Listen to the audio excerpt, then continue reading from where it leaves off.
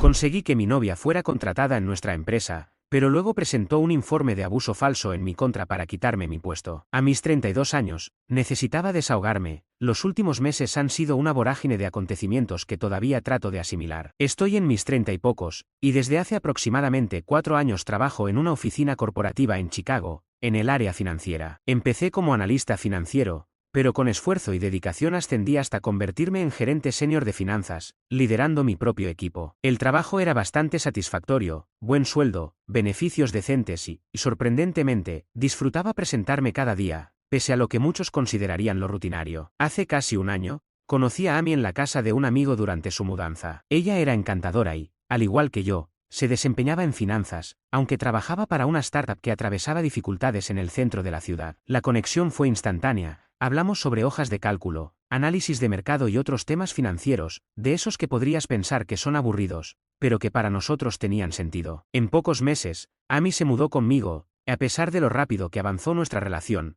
todo parecía encajar perfectamente. Teníamos intereses comunes, horarios laborales compatibles y realmente disfrutábamos de la compañía mutua. Pensé que, tras años de experiencias amorosas mediocres, finalmente había encontrado a la persona indicada. Ella conoció a mis padres durante las cenas dominicales y compartía fines de semana con mis amigos. Era la compañera ideal. Sin embargo, la suerte dio un giro inesperado cuando la empresa de Amy quebró. Un viernes, durante una reunión sorpresiva por Zoom, la despidieron sin previo aviso, dejándola completamente desconcertada. Durante semanas, la vi sumida en una espiral de aplicaciones laborales, enfrentaba constantes rechazos en un mercado de trabajo saturado, mientras luchaba por mantener viva la confianza y el espíritu con el que se había presentado inicialmente. Verla llorar en secreto, dormir hasta altas horas del mediodía y apenas comer, me destrozaba el alma, pues era imposible ver desvanecerse esa luz tan brillante en sus ojos. Ante su desesperación, cuando apareció la oportunidad de un puesto como analista financiero junior en mi compañía, decidí intervenir. Aunque sabía que mezclar temas laborales y sentimentales podía complicar las cosas, también reconocía sus habilidades. Así que hablé con Sara, una amiga encargada de recursos humanos, y recomendé a Amy basándome exclusivamente en su potencial profesional. Mi recomendación le abrió la puerta, y en solo 2 semanas, tras una entrevista exitosa, consiguió el empleo. Al principio, todo parecía mejorar. Compartíamos el viaje al trabajo, almorzábamos juntos ocasionalmente y en la empresa Amy se mostraba extremadamente profesional. No había muestras de afecto en exceso ni peticiones especiales por tratarse de mi novia, por el contrario, se esforzaba aún más para demostrar que merecía estar allí, sin importar la relación personal. Pero, 2 meses después de su incorporación, comenzaron a suceder cosas extrañas. Amy empezó a quedarse en la oficina hasta tarde casi todas las noches, alegando que deseaba impresionar al director financiero. De manera repentina, fue incluida en reuniones con la alta dirección, algo inusual para un analista junior, lo que despertó ciertas sospechas en mí. Además, mostraba un interés desmedido en mis proyectos, formulando preguntas sobre modelos financieros y estructuras de reporte que superaban lo que su cargo requería. Al principio me pareció adorable su afán de aprender, pero pronto se volvió inquietante. El comportamiento de Amy empezó a adquirir tintes sospechosos, llegaba a casa en estado de euforia, hablando de conversaciones de las que claramente no debía estar al tanto, mencionando directores y estrategias futuras con naturalidad, como si fueran amigos de toda la vida, a pesar de que esos proyectos aún no habían sido oficialmente anunciados. En más de una ocasión, accidentalmente usó mi laptop al confundirla con la suya, y cuando le preguntaba inocentemente sobre su día, sus respuestas oscilaban entre vaguedad excesiva y detalles tan específicos que parecía como si ensayase un discurso preparado. Una sensación extraña y desagradable empezó a crecer en mi interior, algo no cuadraba en su comportamiento, pero no lograba precisar exactamente qué. La situación dio un vuelco el pasado lunes, cuando me llamaron a una reunión con recursos humanos y el vicepresidente de nuestro departamento. El ambiente en la sala era pesado y la mirada del responsable de recursos humanos evitaba la mía, mientras el vicepresidente mantenía una expresión sombría, similar a la que se adopta justo antes de anunciar malas noticias o despedir a alguien. Con voz medida y fría, el encargado de recursos humanos anunció que se había presentado una denuncia formal en mi contra. Las acusaciones sostenían que, aprovechándome de mi posición, había presionado a una subordinada para entablar una relación y que, además, había contribuido a crear un ambiente laboral hostil. Me quedé congelado, en un momento me reí, no por ironía, sino porque mi mente no podía comprender lo absurdo de la situación. Durante años me había portado con total profesionalismo, evitando incluso interactuar con mi equipo fuera del ambiente laboral y rechazando invitaciones de after office para mantener límites claros. Cuando intenté averiguar quién había presentado la denuncia, me dijeron que no podían revelar detalles mientras se realizaba la investigación. Mientras tanto, me asignaron temporalmente a un proyecto remoto, aparentemente insignificante, para solucionar el asunto. Con el corazón hecho trizas, recogí mis cosas, sabiendo que 4 años de arduo trabajo y una reputación construida meticulosamente estaban siendo cuestionados por acusaciones infundadas. En el camino de regreso a casa, no pude dejar de repasar mentalmente posibles sospechosos entre mis compañeros. Jason de presupuestos, a quien siempre había visto resentido porque lo ascendieron yo en lugar de él; Rachel de compras, con quien había tenido una reunión acalorada hace unos 6 meses, aunque jamás hubo algo inapropiado, o quizás alguno de los nuevos integrantes, con quienes apenas había interactuado. Nada encajaba. Llegué a mi apartamento, agotado y con una sensación paranoica, como si mi mente se hubiera quedado atrapada en un bucle de pensamientos corruptos. Fue entonces cuando Amy apareció. Entró radiante, dejó caer su bolso junto a la puerta y comenzó a hablar a toda prisa sobre una reunión exclusiva en la que había sido incluida, una sesión estratégica a puerta cerrada con el director financiero, en la que, según ella, sus ideas habían dejado a todos boquiabiertos. Mientras asentía sin realmente prestarle atención, notaba un cambio en los tiempos y en el acceso que había obtenido de la noche a la mañana. Fue en ese momento cuando comenzó a encajar en mi mente toda la conducta extraña, el cambio abrupto en su comportamiento, la manera en que, al verme entrar en una habitación, solía callar de inmediato, su hábito repentino de bloquear su teléfono, algo que antes nunca hacía, y su insistencia en preguntar por proyectos que yo ni siquiera había mencionado,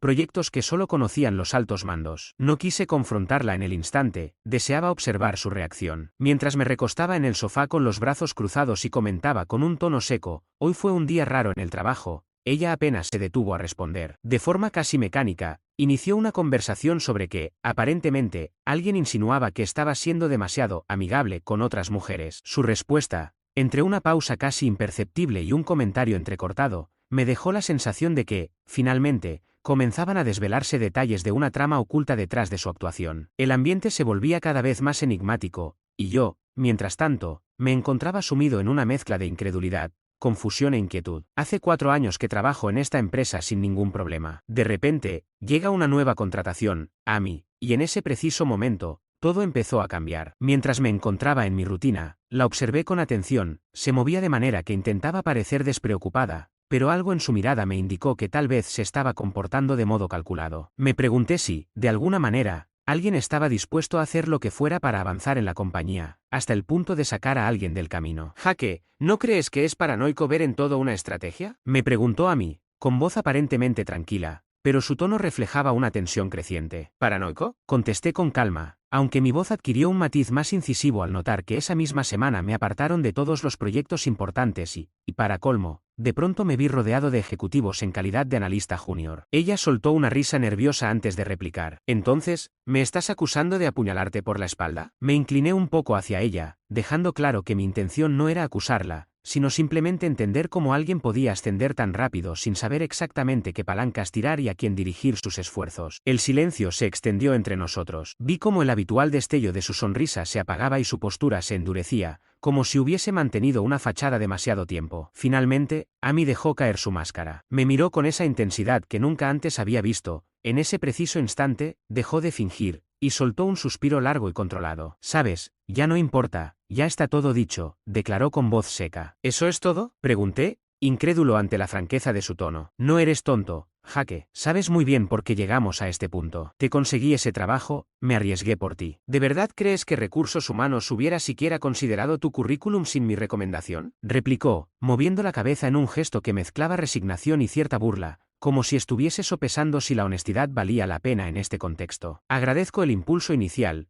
pero no podemos pretender que eso fuese suficiente», añadió con frialdad. «Jamás pensé que podría subir desde un puesto junior de manera tan rápida». Ella no expresaba enojo, sino más bien daba a entender los hechos de forma casi factual, como si explicara el pronóstico del tiempo. «¿Así que tu solución fue destruir mi carrera para ocupar mi lugar?», pregunté, asombrado por su directa acusación. «No exactamente», respondió. «Quizás la situación ya se había resuelto». Fue en ese momento cuando noté que, pese a su aparente calma, su actitud evidenciaba que ya no sentía pasión, ni siquiera hacia lo que un día fue un sueño compartido. Me impactó no solo saber que planeaba perjudicarme profesionalmente, sino que nuestra relación, o lo que habíamos construido, parecía haber perdido todo su significado. Según ella, era preferible inventar acusaciones falsas que afrontar la realidad y simplemente terminarlo. Manteniendo un tono bajo pero decididamente firme, me acerqué y le dije: Amy, has cruzado una línea. Lo que acabas de hacer no es solo mezquindad, es algo que podría cerrar por completo tu carrera. Acusaciones falsas no son una simple zona gris, son una mina legal que podría detonar en cualquier momento. Si crees que me voy a quedar de brazos cruzados mientras distorsionas la verdad,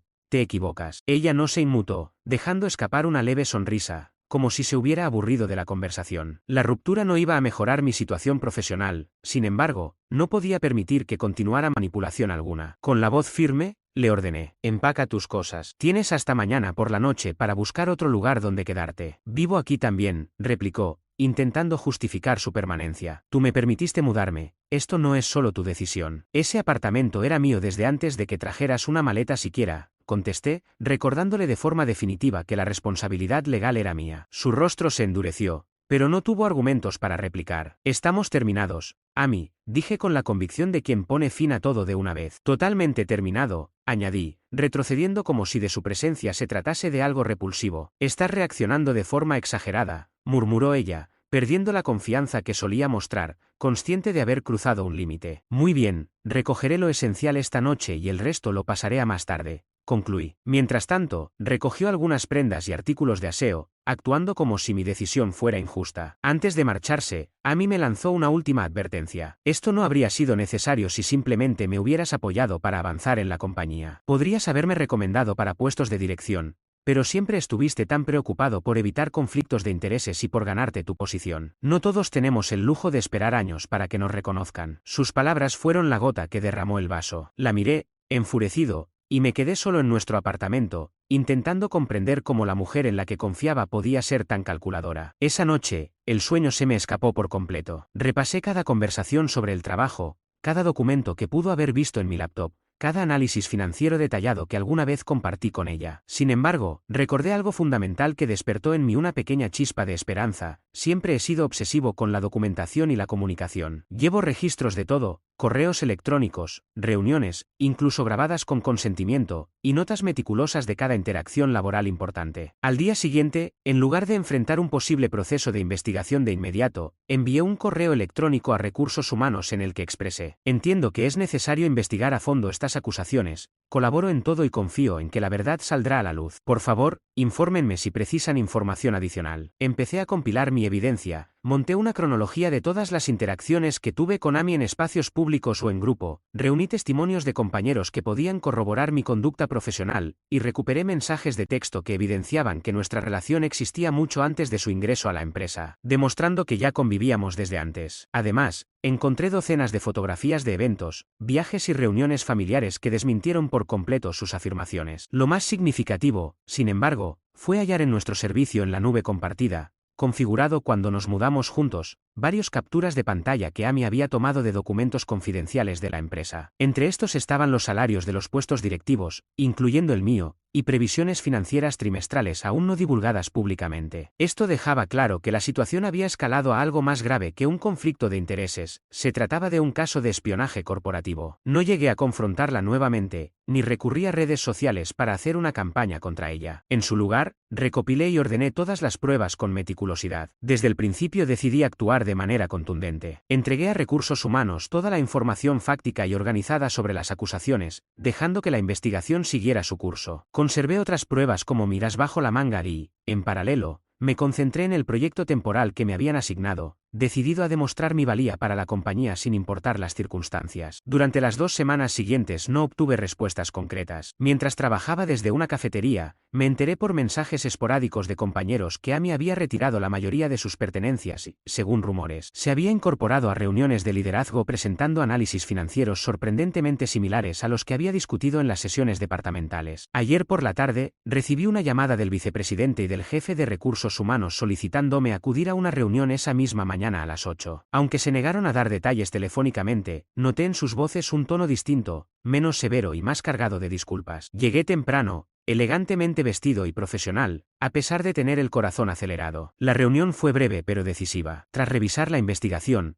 confirmaron que no existía evidencia alguna que respaldara las acusaciones falsas. De hecho, se descubrió que la denuncia se había presentado de manera maliciosa con el objetivo de manipular la plantilla para beneficio personal. El vicepresidente, visiblemente apenado, me ofreció una sincera disculpa. Te debemos una disculpa. Tuvimos que tomar la acusación en serio, pero debimos gestionarla de mejor manera. Tu puesto fue restituido de inmediato con la compensación adecuada por las molestias causadas. Recibí la explicación de que no podían revelar las medidas concretas adoptadas contra el empleado que presentó el informe falso, ya que debían mantener la confidencialidad, aunque todos sabíamos a quién se referían. Además, me aseguraron que la política de la empresa sobre denuncias infundadas se estaba aplicando rigurosamente. Al terminar, le entregué un sobresellado con información adicional que había descubierto durante mi propia investigación. El vicepresidente, intrigado, me preguntó: ¿qué es esto? Allí le mostré evidencia que, sin relación directa con la denuncia de acoso, revelaba un importante acceso indebido a información confidencial de la empresa por parte de Amy. En el instante en que sacaron a la luz esos documentos, el ambiente en la sala se transformó radicalmente. El rostro del vicepresidente pasó de la disculpa a una expresión inquebrantable y fría. Tras realizar una llamada rápida, volvió a dirigirse a mí, diciendo: gracias por informarnos. Tomaremos medidas de inmediato. Menos de media hora después de abandonar esa reunión,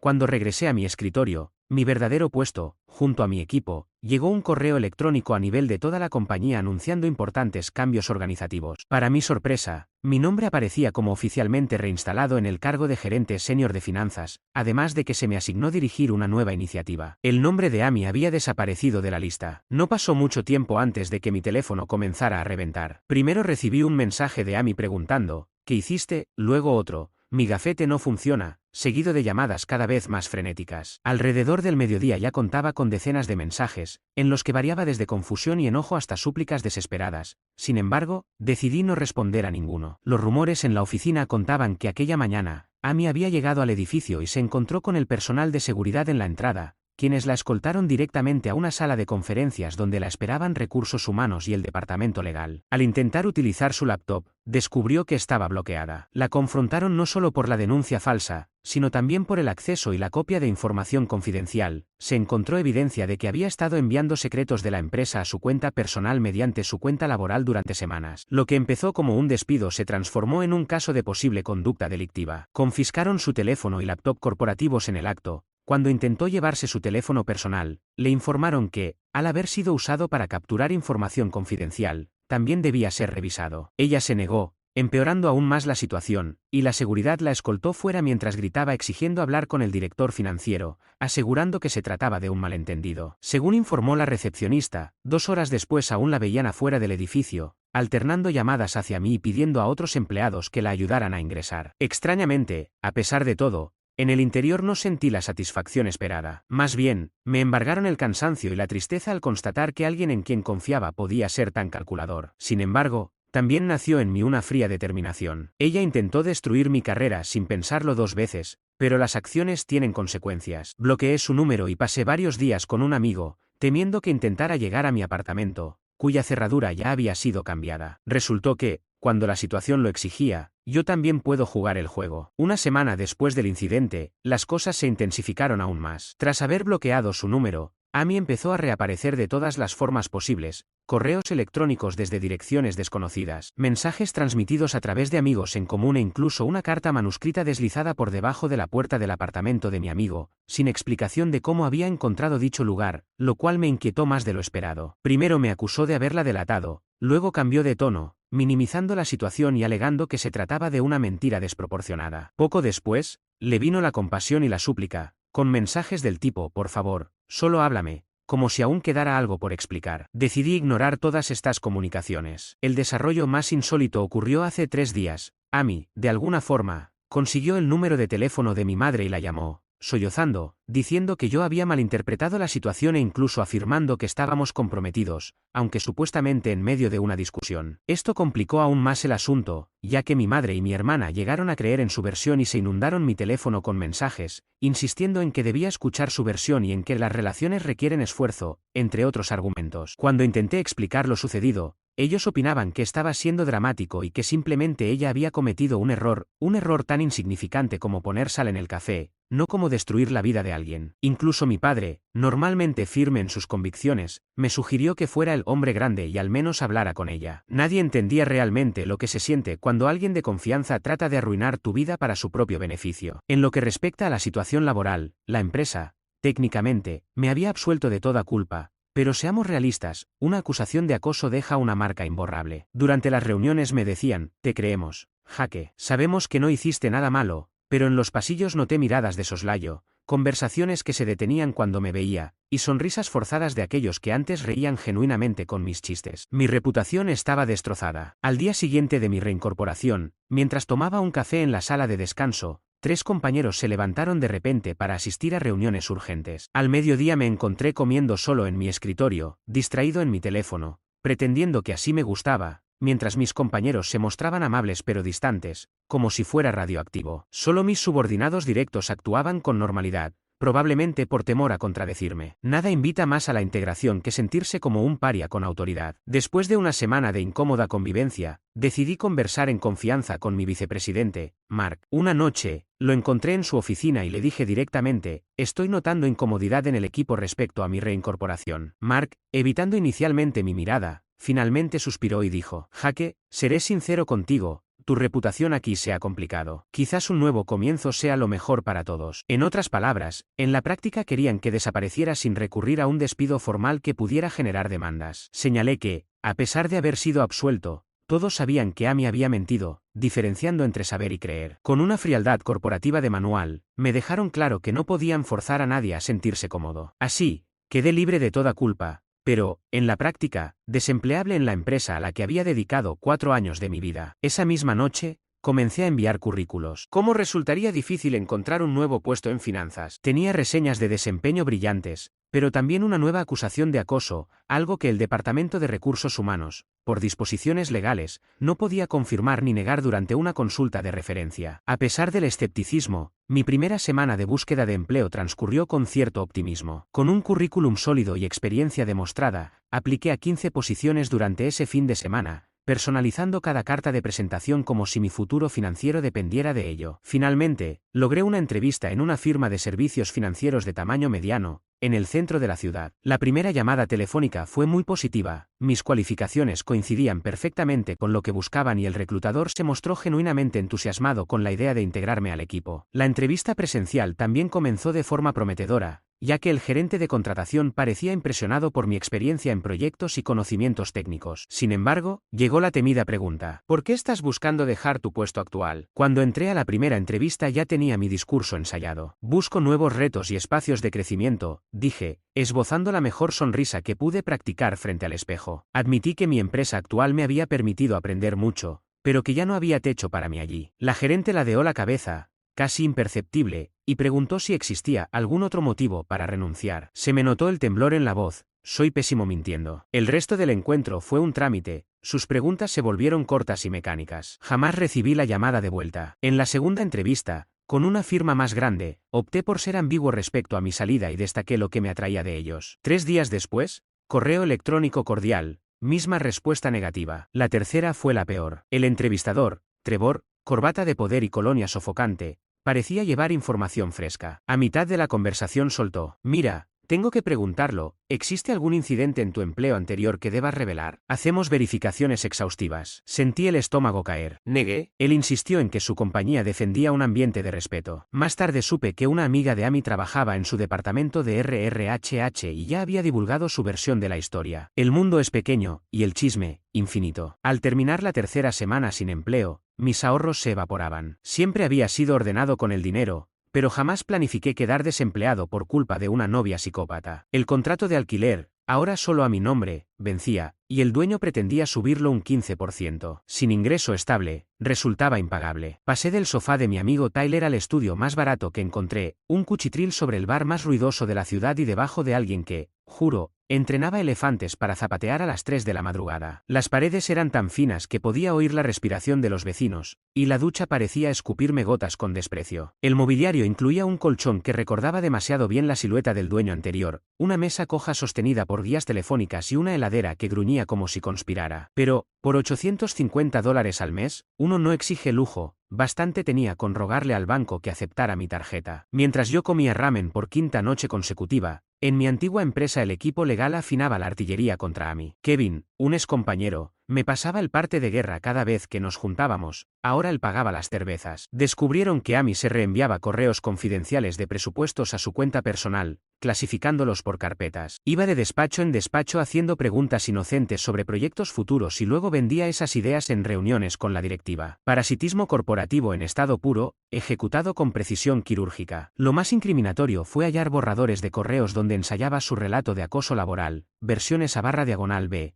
probando que acusaciones sonarían más verosímiles. Ni se molestó en borrar el historial, olvidó que los borradores se guardan en los servidores y que T monitoriza patrones de búsqueda. Y la guinda, entre la información robada había datos de una fusión inminente. La empresa planeaba adquirir una firma más pequeña con una cartera de clientes clave. Amy ya había contactado a uno de sus contadores por LinkedIn. Resultado: orden de alejamiento en proceso, demanda civil y posible denuncia penal por espionaje industrial. Un consuelo amargo, pero consuelo al fin. 2 meses después, la desesperación me obligó a ampliar el radio. Aceptaría puestos para los que estaba sobrecualificado, en ciudades que jamás consideré y hasta en sectores apenas relacionados. El subsidio de desempleo cubría un 60% de mi antiguo salario, devorando poco a poco mi fondo de emergencia. Entrevistas 4, 5 y 6, interés inicial, silencio súbito. Empecé a sospechar que Amy saboteaba mis candidaturas. Paranoia, quizá. Pero después de lo vivido nada me parecía imposible. La 7ª entrevista fue en una gestora modesta, especializada en clientes de nivel medio. Nada glamoroso, pero estable. Tras revisar mi currículum, el director respiró hondo. Mira, Jake, tus competencias son claras, pero circulan rumores sobre tu salida anterior. Cuéntame tu versión, off the record. Cansado de bailar alrededor del asunto, decidí jugármela. Llevaba conmigo mi carpeta de pruebas, capturas de pantalla, correos, línea temporal, declaraciones de testigos. Era mi manta de seguridad, demostración de que no estaba loco. Cuando terminé, el tipo asentía, ojos muy abiertos. Vaya, eso es intenso, pero ahora entiendo por qué vienes tan preparado. Aquí valoramos a quien documenta todo. Justo lo que necesitamos en análisis financiero. Me ofreció el puesto. El sueldo era 30% menor y el cargo un retroceso a analista senior. Pero era un salvavidas. Lo acepté sin negociar, agradecido hasta lo patético. Día tras día reconstruí mi reputación, me ofrecí para los proyectos tediosos, corregí hojas de cálculo ajenas, llevé donas los viernes y me convertí en soporte técnico oficioso porque sabía vaciar la cola de impresión sin reiniciar el servidor. Lo peor era la soledad familiar. Mi madre y mi hermana defendían a Amy y me tildaban de vengativo por no frenar la demanda. Intenté explicarles que la empresa actuaba por su cuenta. No entendieron y dejaron de hablarme salvo por mensajes escuetos en fiestas. Siempre guardas rencor. Amy se equivocó, pero lo está pasando fatal, escribió mi hermana. ¿Equivocación? Es olvidar echar azúcar al café, no arruinar la carrera de alguien y robar secretos corporativos. Mi madre fue más dura, convencida de que Amy era la indicada y de que yo destrozaba mi oportunidad de ser feliz. Llorando, me dijo que Amy solo quiso demostrar su valía y que la situación se le fue de las manos. Aquello me dolió más que cualquier rechazo laboral. Dejé de justificarme. Mi padre, al menos, llamaba con frecuencia. ¿Cómo va el nuevo departamento?, preguntaba, fingiendo no oír el eco de mi apartamento vacío ni el karaoke ebrio del bar. Genial, tiene mucho carácter, mentía yo. Él gruñía, sin presionar. Siempre aterrizas de pie, hijo. Empecé terapia. 2 sesiones bastaron para que la psicóloga suspirara. Bienvenido al mundo corporativo. La verdad pesa menos que las apariencias. Luego quiso analizar mi patrón de atraer parejas manipuladoras, más que el trauma reciente. Cuando describí la traición calculada de Amy, preguntó, ¿qué crees que te llevó a alguien capaz de eso? Como si yo hubiese escogido a una sociópata en un catálogo. Lo que más me carcome no es el retroceso profesional, sino dudar de mi propio juicio. ¿Había señales que ignoré? ¿Estaba tan ansioso por una relación que pasé por alto sus alarmas? Oigo su frase una y otra vez, necesito más rápido. Me pregunto si ahora, al borde de un proceso penal, cree que valió la pena. Mientras tanto, mi mayor decisión diaria es si uso Arial o Times New Roman en los reportes mensuales, aunque mi nueva silla tiene soporte lumbar, todo un lujo. Algunas noches, tumbado, escucho el bajo retumbar del bar y repaso finales alternativos, y si nunca la hubiera recomendado, si hubiese notado que memorizaba mis análisis, si hubiese sido menos confiado, menos servicial, menos enamorado. Pero la retrospectiva siempre es perfecta cuando uno contempla los escombros. Tenía 2 trabajos. Al llegar temprano a casa, la oí decirle al vecino: es patético. Cree que las horas extras lo hacen un hombre. Me alegro de no fingir atracción. El vecino se rió y ella replicó: créeme, ya lo soy. Me enojé, dejé la cena de aniversario y me fui. Nunca imaginé que acabaría compartiendo mi desastre sentimental en internet, pero aquí estoy, a las 2:37 de la madrugada en un motel de mala muerte, tratando de asimilar lo que sucedió hoy. 7 años de matrimonio se han esfumado en apenas 45 segundos, y me cuesta creer que mi mundo se haya derrumbado de esa manera. Durante los últimos 4 meses he estado sacrificando casi todo por nuestro sueño. Llevo 2 trabajos, uno en la fábrica de 6 de la mañana a 3 de la tarde y otro en un almacén de 6 de la tarde a medianoche, apenas alcanzando a dormir 5 horas antes de repetir la jornada. Todo eso con el único propósito de ahorrar para el enganche de una casa, mientras Valentina se empeña en hacer despegar su pequeño negocio, un negocio que aún no da ganancias, pero que, según ella, está a punto de florecer. Yo creía en ella y en nuestro futuro juntos. Hoy era nuestro 7º aniversario y logré cambiar mis turnos para llegar a casa a las 5 en lugar de a medianoche, con la esperanza de sorprenderla. Pasé por un restaurante local que prepara unos bistecs de lujo, aunque me costaron $300, y adquirí su vino favorito, unos pasteles de lava de chocolate, y por primera vez, flores de un florista de verdad, en lugar de aquellas del supermercado a las que estoy acostumbrado. Realmente había puesto el alma en este plan. Cuando llegué al complejo de apartamentos a eso de las 4:45, noté que en el espacio de invitados estaba estacionado el auto de Kyle, nuestro vecino del otro lado del pasillo, quien en más de una ocasión me ha ayudado a transportar cosas pesadas y con quien incluso he compartido unas cervezas. No le di demasiada importancia, después de todo, siempre fue un tipo amigable. Al subir las escaleras, cargado de la cena y las flores, noté que la puerta de nuestro apartamento estaba apenas entreabierta, lo suficiente para oír claramente la conversación. Fue entonces cuando escuché la voz de Valentina, su voz,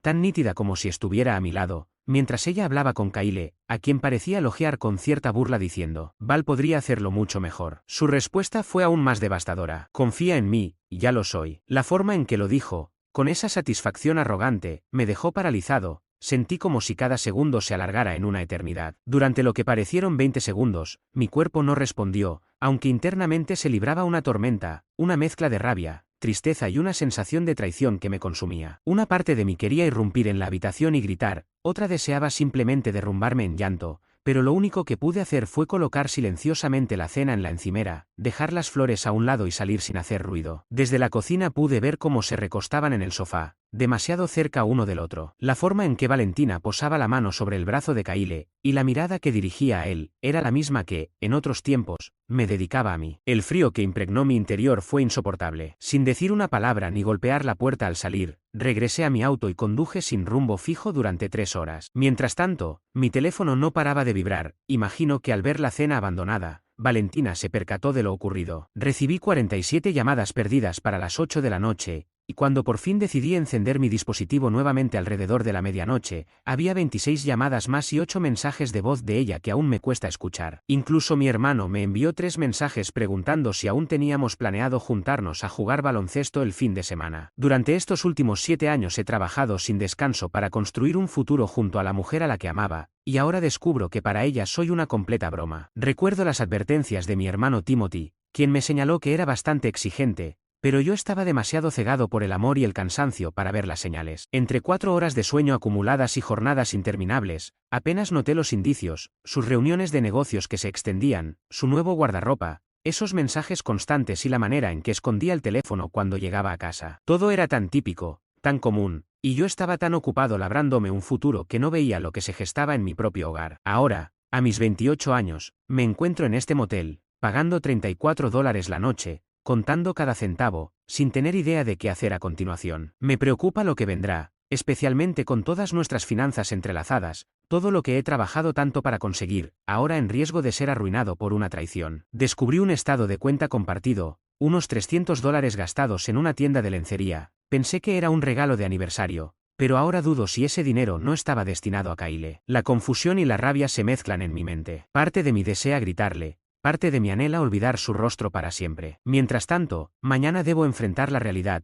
desenredar nuestras cuentas y proteger lo poco que nos queda de dinero, antes de que ella decida vaciarlo todo sin piedad. ¿Debería ausentarme del trabajo? Jamás había faltado a ninguno de mis turnos, y ahora me veo en medio de una crisis total que ni siquiera imaginé. Incluso mi mejor amigo Kim me ha contactado, inquieto por saber por qué Valentina le llamó de manera tan frenética para saber de mi paradero. Mi mente no para de darle vueltas a esa frase, a ese tono tan frío y orgulloso cuando dijo, confía en mí. Ya lo soy, como pudo en tan solo 45 segundos destrozar todo lo que creímos construir. Al pensar en todo lo sucedido, me embarga una mezcla de devastación y determinación. Estoy a punto de mostrarle a la persona que desprecio, y a mí mismo, lo que significa ser un hombre que, a pesar de haberlo perdido todo, no se rinde sin luchar. Mañana empezaré a revisar nuestras cuentas bancarias para ver hasta dónde llega este desastre, y mientras tanto, me preparo para enfrentar esta nueva etapa. Hace 2 semanas mi vida dio un giro inesperado. Llegué temprano a casa después de mi segundo empleo para celebrar nuestro aniversario, pero lo que escuché me dejó sin aliento. Durante la cena, capté a mi esposa, Valentina, diciéndole a nuestro vecino Kyle que yo era patético por quedarme horas extras en el trabajo, y confesó que ya llevaba tiempo engañándome. Esa revelación me impactó profundamente. No era solamente el cansancio físico de esas horas adicionales, sino que cada minuto me había enseñado lo resistente que era y que podía soportar mucho más dolor del que ella imaginaba. Inmediatamente decidí actuar. Primero,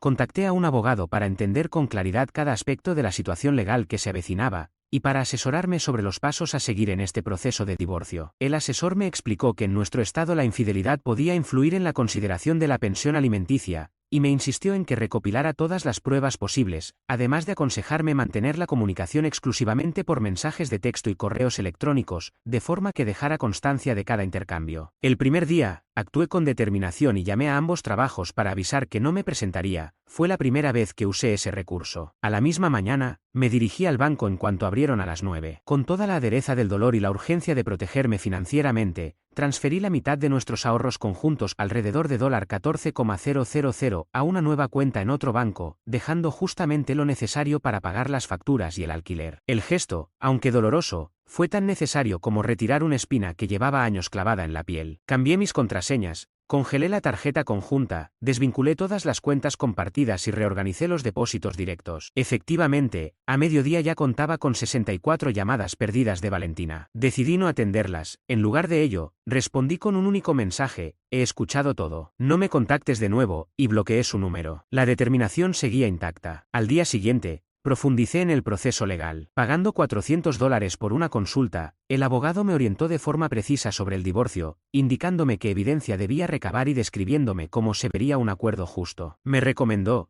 insistentemente, documentar cada detalle de lo ocurrido. Mientras tanto, Valentina se sumía en una espiral de pánico. Comenzó a llamar sin cesar a mi hermano, a mis padres y a cualquier amigo en común para dar su versión. Yo había desaparecido tras un malentendido. Mi hermano Timothy, con gran serenidad, le aseguró que yo estaba bien y tomándome un tiempo para procesar todo. Mis padres, sin tapujos, dejaron claro su desconfianza hacia ella. Mi madre incluso le manifestó que siempre supo que no era la indicada para mí, y mi padre terminó la conversación abruptamente. El quinto día, la situación se complicó aún más. Mientras me encontraba en un breve descanso en el trabajo, la recepcionista me informó que Valentina se encontraba en el vestíbulo, llorando y causando un alboroto. Por cuestiones de privacidad y para evitar más confrontaciones, informé que estaba atravesando un problema personal y no podía reunirme con ella. Finalmente, seguridad tuvo que pedirle que se retirara. Aunque presenciar ese episodio no fue motivo de orgullo, internamente experimenté una especie de satisfacción al ver cómo alguien que me traicionó perdía el control de la situación. En medio de todo este caos, mi amigo Kim se convirtió en un verdadero salvavidas. Su pequeño apartamento, con su modesto sofá, se transformó en mi refugio durante estos 16 días en los que viví en su hogar. Kim no solo me ofreció un lugar donde quedarme, sino también su ayuda incondicional. Documentó con capturas de pantalla los mensajes de texto cada vez más desesperados de Valentina y guardó los mensajes de voz que aún no me atrevo a escuchar. Para distraerme un poco durante las noches, jugábamos a ese tonto juego de carreras en su consola hasta que el cansancio vencía mi mente. A partir del segundo semana decidí dejar de ser pasivo y empecé a informar a nuestros amigos en común sobre lo ocurrido. Respondía de manera honesta y sin dramatismos, simplemente diciendo que no estaba en casa porque estaba tomando un respiro para reorganizar mi vida. La información se difundió rápidamente en nuestro pequeño círculo social. De pronto, se dejó de ver a Valentina en reuniones, sus fotos ya no recibían likes y hasta su socio de negocios, Ruth, una amiga de la universidad, se vio obligada a replantear su colaboración con ella. No pedí a nadie que tomara partido,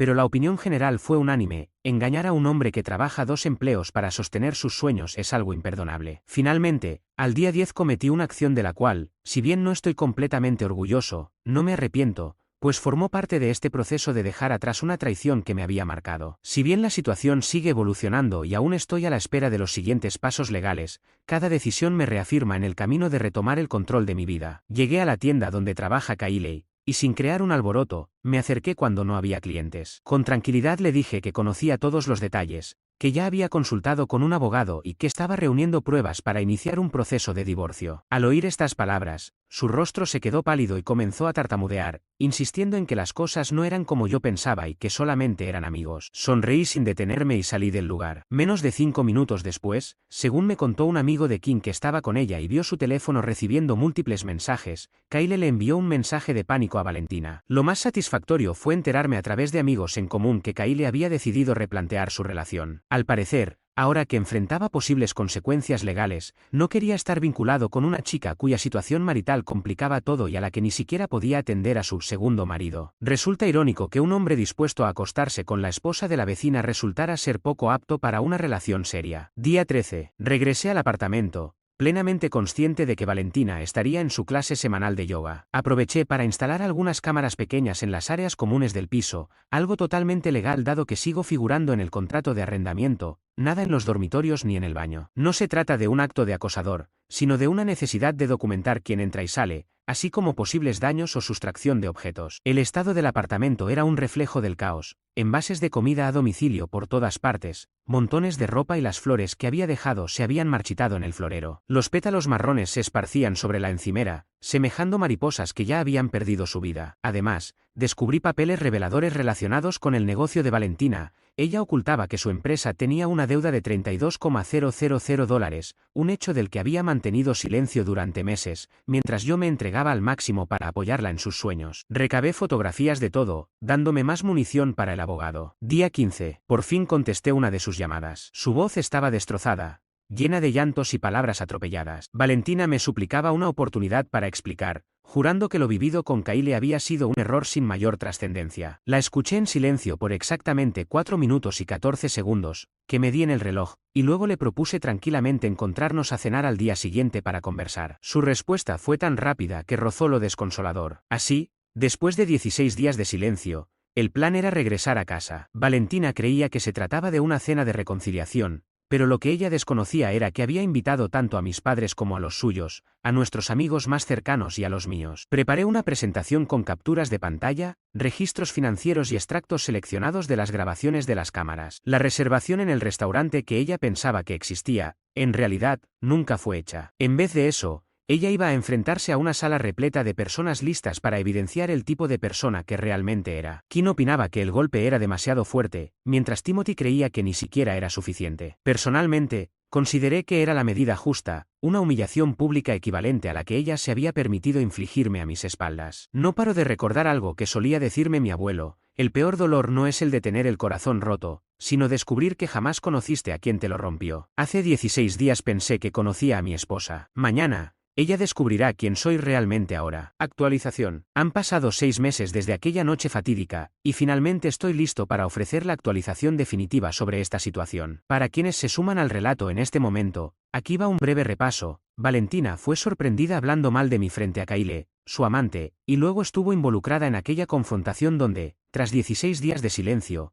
preparé una cena que ella creía sería una reconciliación. Durante días planifiqué cada detalle, incluso seleccioné la lista de reproducción que sonaría en el apartamento. Todo estaba meticulosamente orquestado. Mis padres y los de ella llegaban en horarios precisos, al igual que nuestros amigos más íntimos. Sin embargo, la noche no transcurrió según lo esperado. A las 5:45, 15 minutos antes del horario previsto, recibí un mensaje de Valentina: ya voy. No pude esperar más y, en medio de la preparación, escuché la llave girar en la cerradura. Intenté avisar a todos para que se dieran prisa, pero sabía que no llegarían a tiempo. dejando claro que pasaría al menos 20 minutos solo entre ella y yo. Cuando finalmente salí del baño, la vi vestida con un elegante vestido azul, el que le había comprado en su último cumpleaños, sosteniendo una botella de vino y con lágrimas genuinas en los ojos. Durante un instante, las memorias de 7 años parecieron revivir y algo en mí flaqueó. Pero entonces, ella soltó la excusa más típica de Valentina: había traído el vino con la seguridad de que en mi casa jamás encontraría algo decente, incluso en medio de su montaje de falsa disculpa. En ese preciso momento, mi determinación se reavivó. Los siguientes 20 minutos resultaron extraordinariamente intensos. Valentina ofreció una actuación llena de llanto y disculpas, afirmando de nuevo que lo de Kyle fue irrelevante,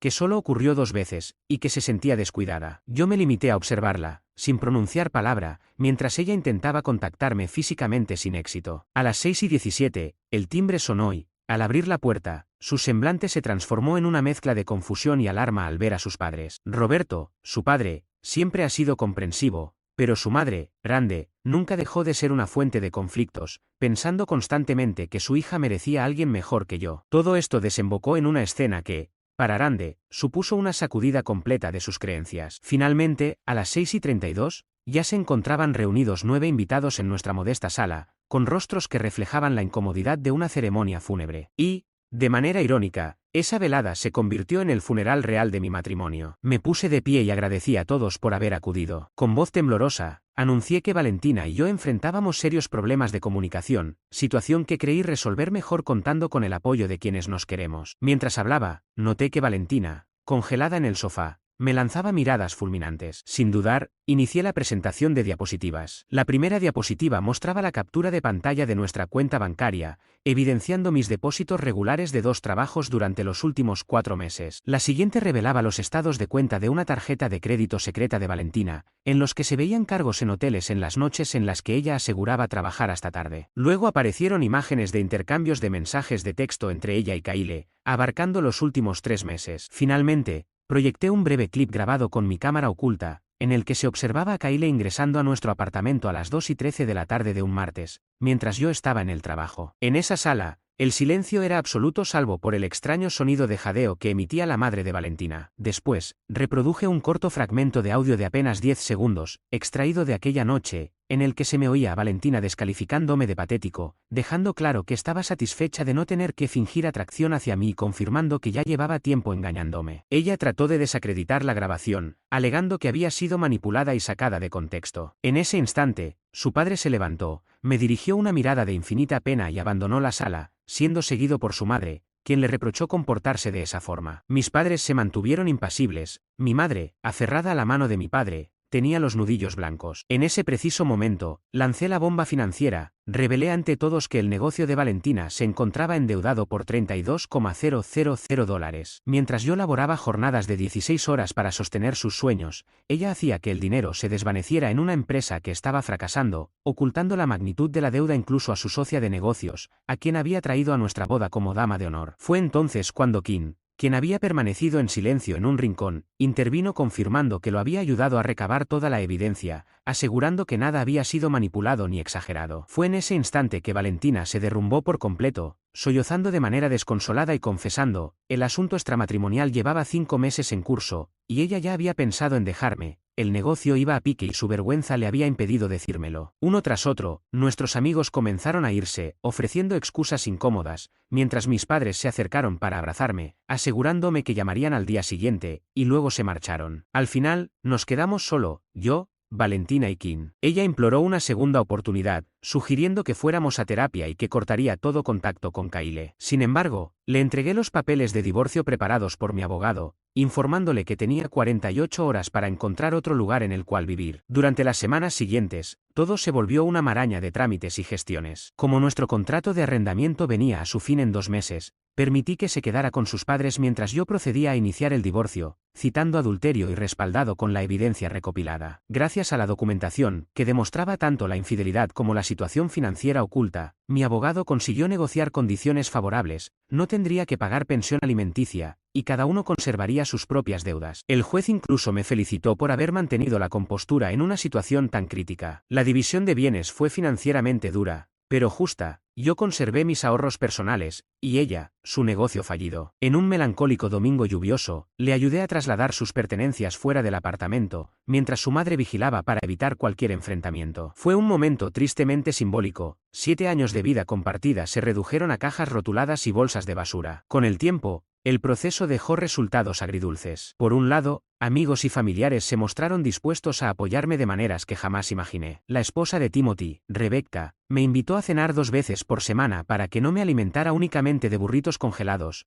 Kim me presentó a un compañero de gimnasio que me ayudó a canalizar mi ira a través de las pesas, y mi jefe comprendió que mi productividad se viera afectada por la situación. Por otro lado, el duelo se manifestaba de forma impredecible. Algunos días lograba concentrarme en reconstruir mi vida, mientras que otros, al encontrar alguna chuchería mía como una coleta de su cabello debajo del sofá, me hacía detenerme y reflexionar durante horas. Las noches eran especialmente difíciles, y me encontraba despierto, dando vueltas a la mente a las 3 de la madrugada y cuestionando cada aspecto de mi matrimonio, dudando si algo de lo vivido había sido real. La situación de Valentina se deterioró rápidamente. Su meticulosamente elaborada fachada en las redes sociales se desmoronó. Al perder el apoyo de mi segundo ingreso, se vio obligada a mudarse a la casa de sus padres a sus 32 años, y su negocio colapsó oficialmente 8 semanas después de nuestra separación. Según amigos en común, Kyle llegó incluso a bloquear su número tras verla presentarse en su casa, ebria y suplicándole formalizar su relación. El clásico comportamiento de Kyle, dispuesto a acostarse con la esposa de otro, pero no a enfrentar el lío que había ayudado a crear, no dejó duda de la magnitud de su implicación. A 3 meses del divorcio, recibí una promoción en mi empleo principal, lo que me permitió renunciar al segundo trabajo. Aunque mi horario de sueño seguía siendo un caos, seguía adelante con mis responsabilidades. Además, eliminé las aplicaciones de citas que había descargado impulsivamente poco después del divorcio. Aún no estaba preparado para ello, pues algunas heridas requieren más que un match en Tinder para sanar. 5 meses después, me crucé con Valentina en el supermercado. Fue un encuentro incómodo, ambas partes nos veíamos arruinadas, y terminamos haciendo un extraño baile de fingir que no nos conocíamos hasta coincidir en la misma fila de caja. Ella preguntó por mi estado y yo respondí que estaba bien. Al enterarse de que acudía a terapia, asentí con aprobación. Permanecimos en un silencio incómodo hasta que llegué a pagar, casi como si fuera una especie de cierre. 6 meses después, finalmente abandoné ese apartamento plagado de fantasmas y recuerdos dolorosos. Me trasladé a un lugar más pequeño y cercano a mi trabajo, con la ayuda de Kim y Timothy. Aquella noche, mientras tomábamos unas cervezas en el balcón de mi nuevo hogar, sentí por primera vez en medio año una especie de paz interior. Si existe una moraleja en esta triste historia, es que a veces la persona en quien más confías resulta ser la que menos debes confiar, que la venganza puede parecer dulce, pero la sanación lo es aún más, y que trabajar 2 empleos para sostener los sueños ajenos es un juego destinado al fracaso. Quizá todo ello,